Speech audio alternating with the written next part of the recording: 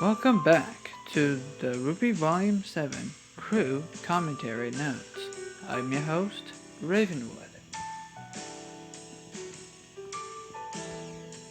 Chapter 8, featuring Dustin, Miles, and Carrie. I don't know who Dustin is, by the way. Anyways, they didn't specify what the hood ornament on the car would be. So Dustin was happy when it came back as a velociraptor. Yeah, okay. Which was a reference, which references a raptor Montion would put in photos with RWBY characters. Now, I'm not saying that this is the RWBY photo with the RWBY characters that Monty created, but this is something I found online, and yes, there's a Velociraptor in RWBY Volume 7. I'm not so sure about 8. I'm not like an Easter egg dojo or whatever you want to call it. Dujiro. Not Dujiro. Another Easter egg, Spy Master. That's yeah. I don't go looking for Easter eggs and whatnot. I watch this show, and that's about it. But anyways, fans wait, hold on. I want to make sure I read. Okay, yeah, I've read that part. Fans have guessed what direction they were going with Wheatley, and I've guessed as much as too. I wouldn't say guess. It was more of a hope. Like we were hoping. Just because a group of people were hoping something happened doesn't mean we were guessing. We were hoping that Wheatley would have things going in a positive route. Alright? Maybe some of us has guessed. Maybe some of us predicted. I don't know. Or I can't remember as much. But as I do know that we were hoping that we would get some sort of arc in character. And not just, oh, I'm Mini Schnee. Although there could be some improvements. In my opinion, there should be some improvements here and there. Like if Rooster Teeth had a chance to completely redo the entire series altogether and make it more fleshed out, more in depth, essentially like a polish, right?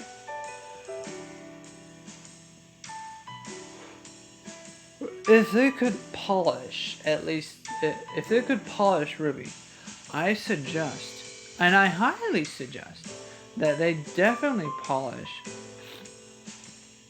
the Schnee family altogether. Because I don't want them all like, oh, we're rich, wealthy individuals that are just all just as cold as snow, essentially.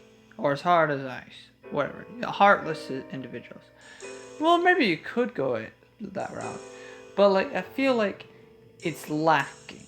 I feel like it's not as rich. You know, it's not as much flavor on the Weiss cream. The Weiss family, the Schnee family, feels like there could be so much more to it. And like, it's good. And I think it's the best written family in RWBY. Or is the one, I wouldn't say it's the best. Yeah, like, as far as the writing goes for RWBY, which is not really great, not really grand. Definitely, like, that's why I say it needs to, like, RWBY as a series as a whole just needs to be polished. It's just, some concepts are rushed, some concepts are just poorly executed altogether. But, you know, regardless of that, regardless of all of that, like, it just feels like there could be a bit more improvement here and there. And I especially would like the improvement to be focused on the Schnees. Because believe it or not, like, I just feel more attached to Weiss's family more so than I do uh,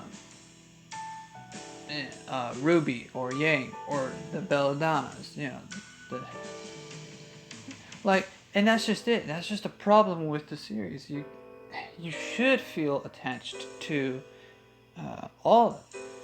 And I think there are people out there, fans out there, who feel attached to all of them in their own separate way, to each of the families of RWBY. But like, I feel like the majority of us just like the Shnees and feel like or like at least feel related somehow in some regard to the Shnees in one way or another.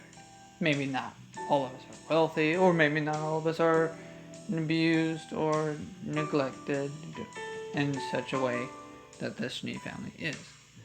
And I could probably go on a separate video talking about my disappointments or my nitpicks or just my praise for the Schnee family, right? And I feel like there could be just more for the Schnee family, right? In general.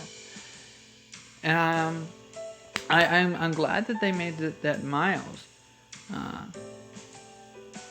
change, implying that he was going to change, and changed him for the better. Now, do I like how it happened and all that? That could be discussed later.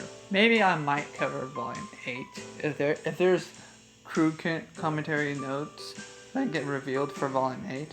Then I might do it. But anyways, he starts out as a jerk, like we all know. But Miles implies he's going to change, and it is also an easy way to remind the audience how the elite act. Oh, okay. I think he's referring to how the very wealthy behave. Are we talking about the elite in the world of RWBY or the elite in our world? I'm confused.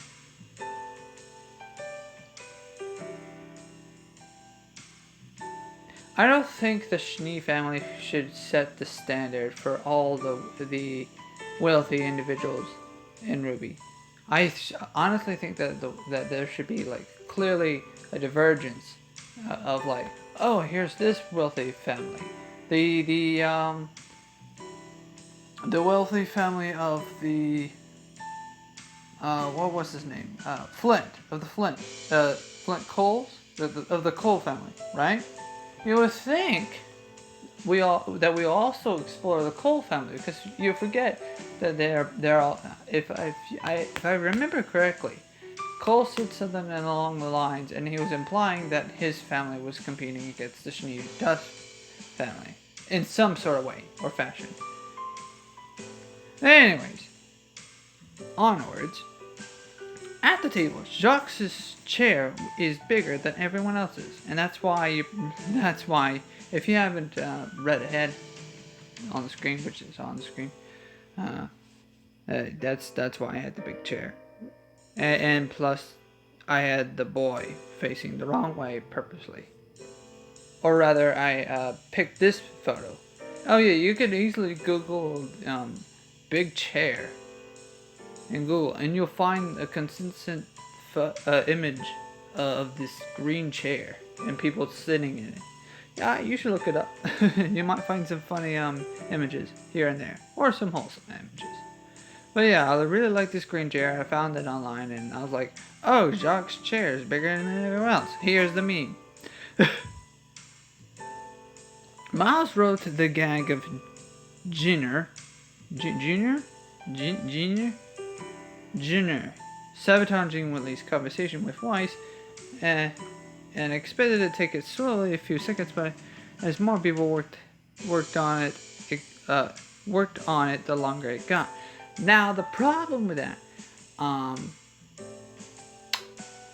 personally think they should just not have had it in the first place, because they interrupted an important conversation that was happening. Not only that, they decided to have this gag instead of other important scenes, right? They could have added important scenes that they... By the way, if you watched my previous videos on the crew commentary notes, you'll notice that I've had a consistent trend of saying if they had X instead of X, then they could have had what they wanted. I keep on saying that. And it comes back to this very moment. It comes back to this very moment in RWBY Volume 7. They keep on having, oh, what if we have this idea? But no, they went with Ren and Nora's kiss scene because it was important to them. Because apparently for some reason it felt important. And then they also had this scene, which was apparently important. Also, fan art. Not my art, but, fan art. I believe the artist put the fan art on his name onto the fan art of Whitley getting stained. Kyorujian. I'm sorry if I'm mispronouncing it. Anyways. Oh, and here's also apparently something that they thought was more important than making sure that they got what they wanted in this volume. A stack of food was taller than Dustin.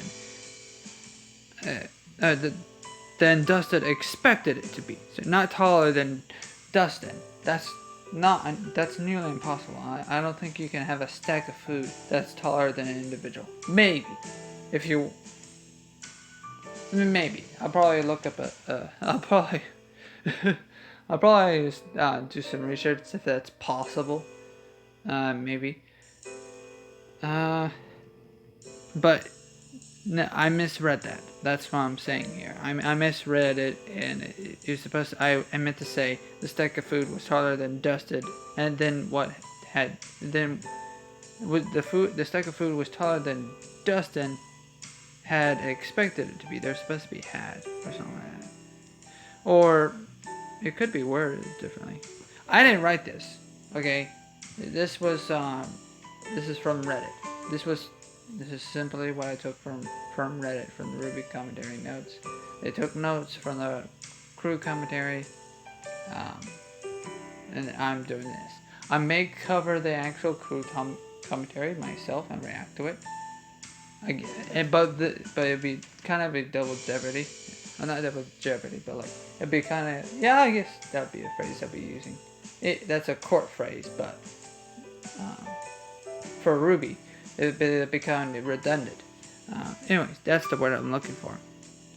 Anyways, I don't think like this is a major problem. Like, oh, they should not have put this stack of food in the show. They paid too much attention to it. No, I don't think that's a problem, personally, per se.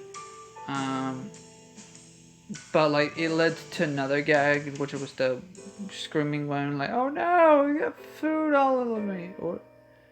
And then she spilled the drink onto Wheatley. Yeah, but that's what I'm getting at, though.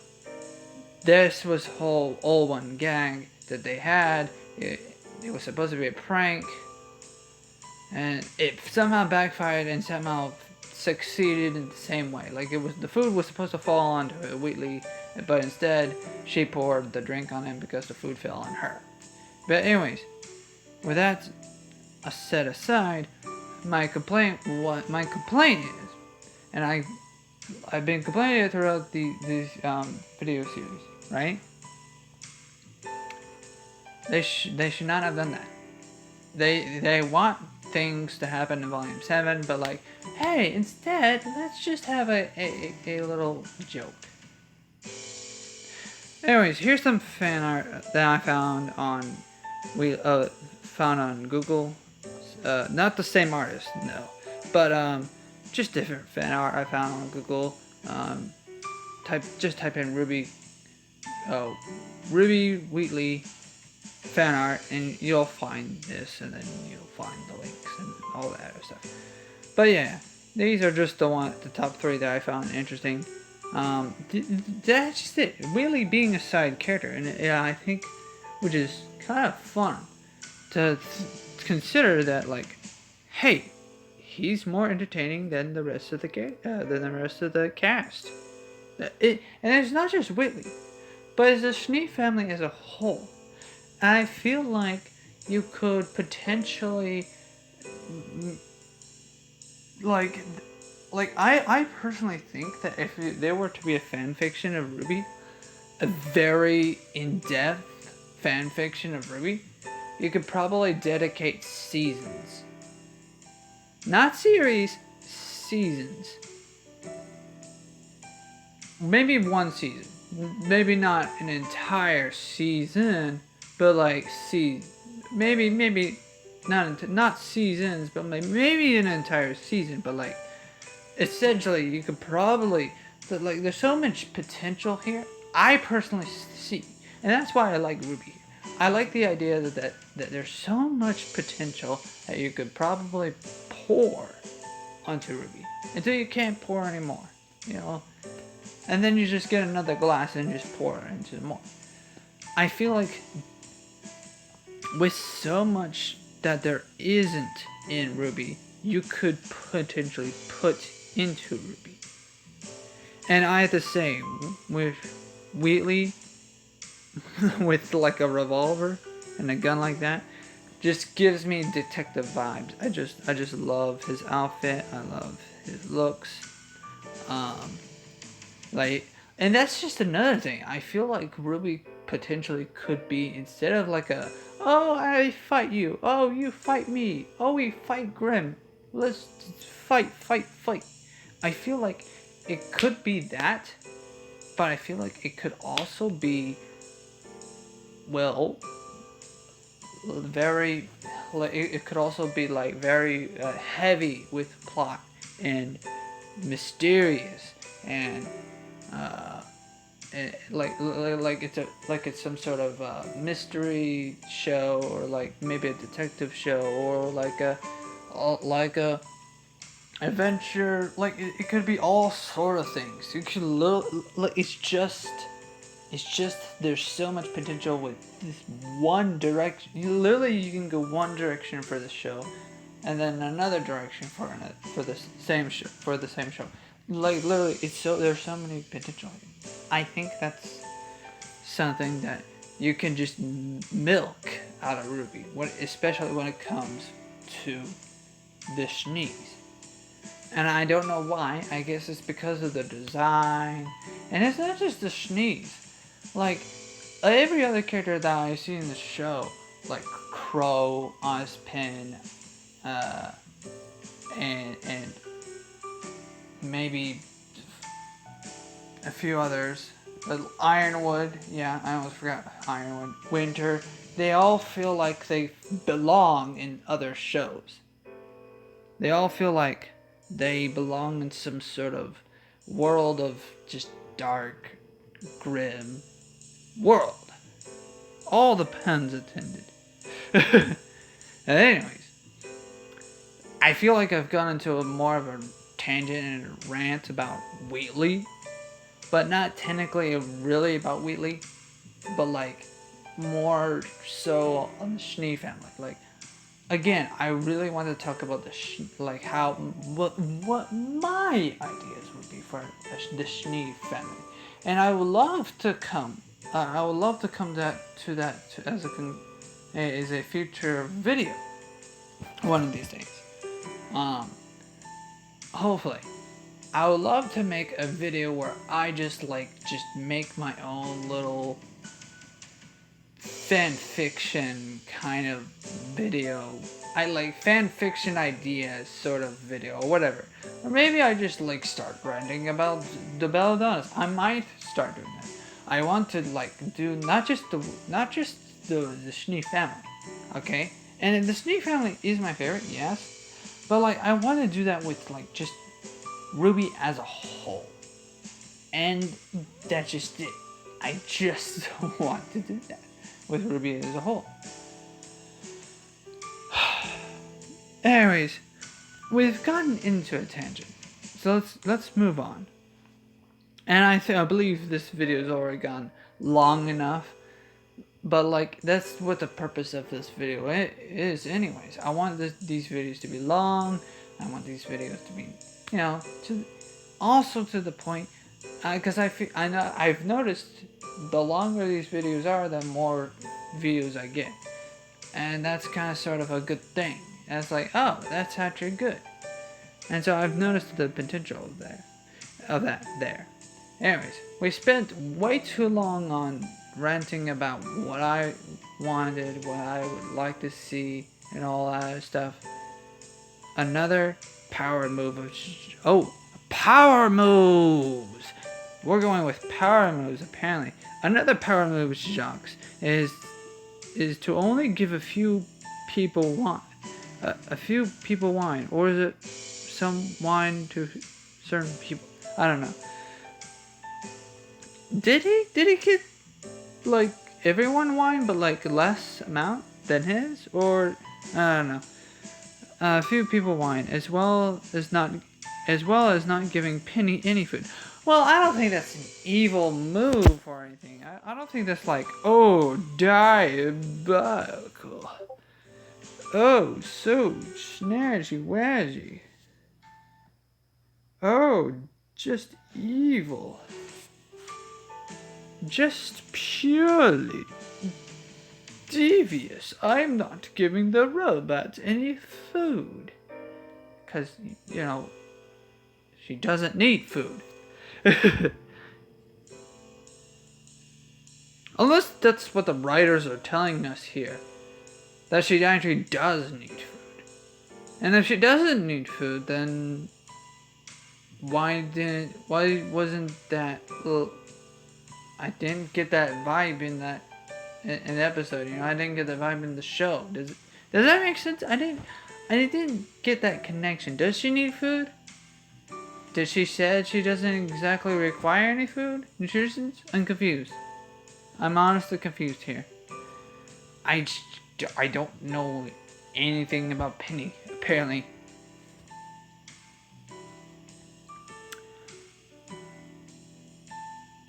Willow was originally going to be in the intro. Again, the sneeze are just downplayed. And they have so much potential in the series. Because they literally own a company that's practically a monopoly. Okay? If not practically, it is a monopoly of dust. Okay, I don't. That's just it. We don't know if there's any other companies, or if there's like a third party business somewhere, or maybe off-brand dust or something. I don't know. We don't know that. It's not enough. It's just food. There's not enough drink in our beverage here.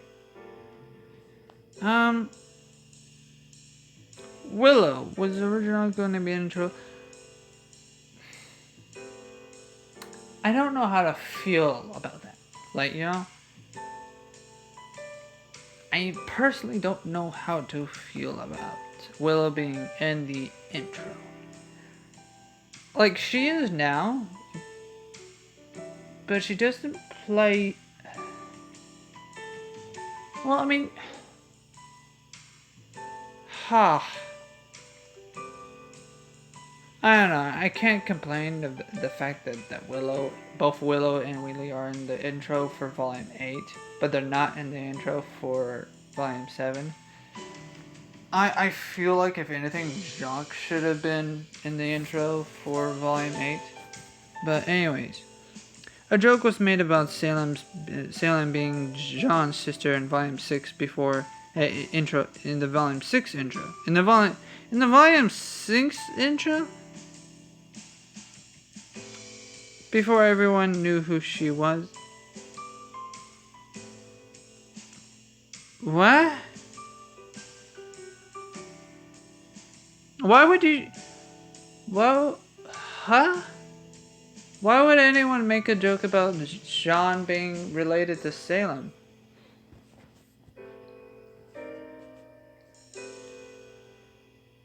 That would just make the world of Remnant so small that the big bad guy is related to the self-insert of Miles. That's not funny. That's just stupid. I mean, technically, I guess technically it probably was funny at the time. Volume 6? Huh.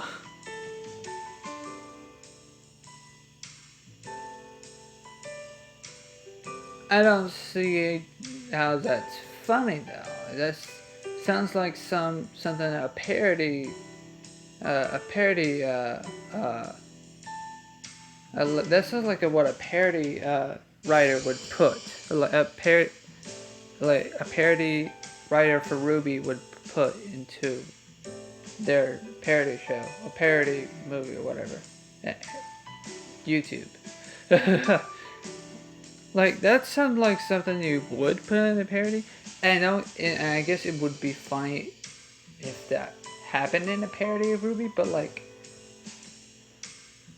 what would the point be? Well, not the point, but like, what? I don't see the connection. I guess it was probably funny then, but like, I guess it was just like a one-off joke, but like, I guess I have to be there. It's one of those jokes where like, oh, I had to be there with the writers, just the fly on the wall, just listening to what they're saying about Jean being related to Salem. I mean, that's not bad to have like Jean related to a villain per se. I mean, characters in RWBY are related to villains in the show one way or another, whether they're blood related or related in the sense of, oh, I know this person. Anyways, none of the writers expected Penny and Winter to have such a bond in this volume initially. What? How can you write something and not expect for the relationship to happen? Are you just writing words together on the piece of paper and just not really thinking about what you're writing? You're just putting the words together because it just flows, or not just flows, but like it's just like Weiss, John, and RWBY just fight Rem. He just like, I understand there's probably like a difference between the script writers versus the writers, or is that the same thing? Or are they saying the writers as a whole, like all the writers that worked on RWBY? The fight choreography, the guy who's in charge of that, you know, like, okay, they say insert fight here, right? Let's have fight. That guy writes the instructions for each fight, or like, huh? Okay, I don't know. Like, I mean, I haven't written a show, but like, do they mean all the writers of the show? How many writers? Are we talking about just the story writers?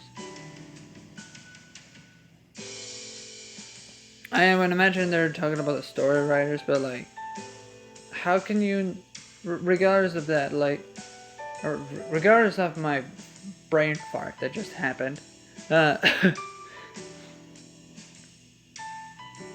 how would you not expect a character to bond if you're literally the god of your own creation?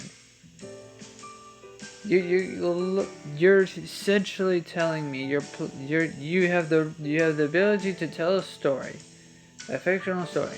You path all the different paths out for the characters, right? This just tells me that RWBY was planned from the very beginning. It's not true. How can you not initially expect a character bond and be the writer? I have honestly got to see like how they plan these volumes out, because damn, I don't know how this happened. How you not initially plan something? Please tell me how. I would love to know. How would you not plan something that you, since you are the right? There's like 4 writers, right? They all communicate to each other, right? They all talk to each other. They all go into the room and say, let's have brain power work together. Just drink that lemonade together and just RWBY. Let's write RWBY. And then when you write RWBY, you just jot ideas together and just like throw it on a dartboard and like, yo, this, we didn't plan this. But, let's put it in the episode anyways. Let's put this bond that we didn't plan at all to happen, to happen. It sounds like they just, literally just sounds like they just throw darts on a dartboard. This is what's gonna happen. This is what's gonna happen. This is what's gonna happen. Ay. You make me tired.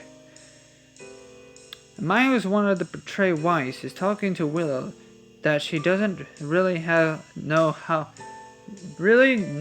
to act around an adult with such an adult issue.